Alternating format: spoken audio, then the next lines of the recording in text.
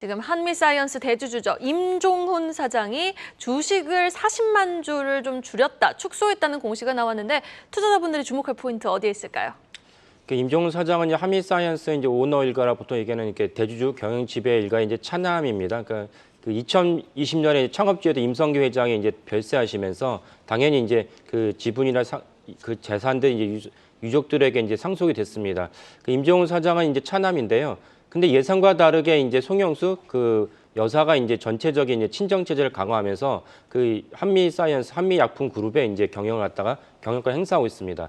그 별세하시면서 당연히 상속을 갖다가 하면 이제 상속세가 발생하는데 상속세가 한 5,400억 정도 부과가 됐습니다. 근데 절반 정도는 유족들이 냈고요. 절반 정도 아직 못 내고 있는데 최근에 있었던 일을 보면 PEF 라데평 파트너스랑 더불어서 송영숙 여사, 그다음에 딸인 이제 송주연 그 사장과 더불어서 라데평 파트너스의 지분을 넘깁니다. 한미사이언스 지분을 11.8%를 넘기면서 3,200억을 마련합니다. 근데 여기에 오늘 공시의 주인공이 이제 임종훈 사장은 없습니다. 그러니까 무슨 말이냐면 이번에 이제 매각한 이제 그 지분은 상속세를 마련하기 위한 그 자금 마련으로 보입니다. 그러니까 회사에 문제가 있거나 또 다른 이유가 있어서 그 매각한 것이 아니고 상속세를 마련하기 위한 것이라 보입니다. 또 그렇게 보인 이유 중에 하나 뭐냐면 공시의 주석을 보면은 이번에 지분을 매각을 했는데 환매 조건부라 썼습니다. 환매 조건부라는 거는 일시적으로 이제 매각을 하지만 조만간 시점이 다다르면 다시 해당 주식을 되사오겠다는 것입니다. 그러니까 완벽하게 이제 그 넘긴 것은 아니기 때문에 역시 상속세 마련 때문에 이번에 지분을 넘겼다 볼 수 있습니다.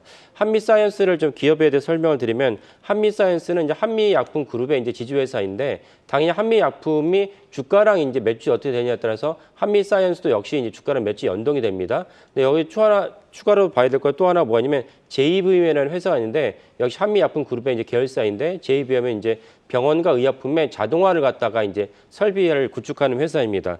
자동화 설비이기 때문에 사실은 많은 부분에서 이제 일정 이상 이제 먹거리가 창출되다 볼 수가 있죠. 왜냐하면 한미약품이 우리나라 한때는 우리나라 1등 매출 기업이었습니다. 우리나라 제약사에서 그만큼 이제 우리나라 제약사의 유통을 갖다 탄탄히 잡고 있기 때문에 여기에 더불어서 JVM 역시 이제 병원 의약품을 갖다가 자동화 시스템 구축하는데 일정에서 매출 올리고 있고 또 하나는 이제 그 해외 특히 미국 시장에도 진출하고 있으면서 JVM 1분기 매출이 아주 좋았습니다. 그래서 한미사이언스는 이제 한미약품과 JVM의 매출에 따라서 한미사이언스의 주가도 역시 연동이 된다 이렇게 보시면 되겠고요. 그리고 아까 말씀드린 한미약품 그룹 전체의 경영권은 아주 탄탄하게 이제 돌아가고 있다. 송영수 여사가 취임한 지 꽤 됐고 이번에 또 연임을 했습니다. 그래서 당분간은 송영수 여사의 이제 송영수 회장의 친정 체제가 강화될 것으로 보입니다. 이런 관점에서 한미사이언스 이번에 그 매도 공시를 보시면 좋을 것 같습니다. 지금 모건 스탠리가 YG엔터 지분을 확대했다고요?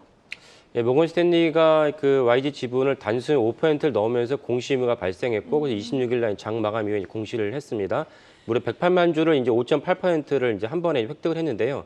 그만큼 우리나라 엔터 사업에 대한 그 기대가 크다라고 볼 수가 있고요. 참고로 모건 스탠리 하면 뭐 세계 굴지의 그 자산운용사인데 지배구조를 좀 말씀드리는 게 오해의 소지가 없을 것 같아서 말씀을 드리면 이번에 이제 공시하게 된 YG 엔터테인먼트의 지분을 획득한 곳은 모건 스탠리 본사라고 할 수는 없고 영국법인에 해당하는 모건 스탠리 인베스트먼트가 100펀드 출자한 회사에서 모건 스탠리 CEO라고 또 있습니다. 거기에 한 달이 두 달이 건너서 이제 인수를 했습니다.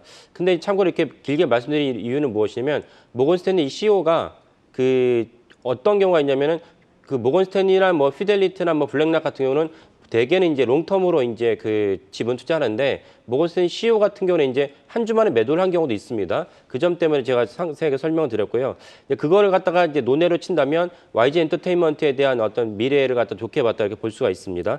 YG 엔터테인먼트 가장 큰 기대를 모으는 아티스트는 당연히 블랙핑크인데 그 블랙핑크가 이제 엄청난 이제 매출을 올리고 있습니다. 그 1차 이제 월드 투어가 끝나고 2차 월드 투어도 이제 조만간 진행할 텐데 이제 한 가지 이제 변수는 그 블랙핑크의 이제 재계약 시점이 도래했습니다. 그 재계약을 한다면 또 다시 이제 그 영업이익률이 좀 잠깐만 낮아질 요소 어쩔 수 없이 감안해야 되는데 여기에 상쇄할 만한 게 이제 베이비몬스터는 신인 그룹이 조만간 이제 그 등장하는데 이 신인 그룹을 오디션을 통해서 전 세계적으로 이제 유튜브로 이제 그것이 많이 엄청난 호응을 거두고 있기 때문에 그것을 갖다가 블랙핑크의 영업이익률 삭감을 갖다가 그 베이비몬스터가 상쇄하지 않을까 싶습니다. 그래서 YG 엔터테인먼트 이런 맥락으로 모건 스탠리가 단숨에 지분 가치 보면 1,000억 원 넘게 투자했다고 볼 수가 있겠습니다.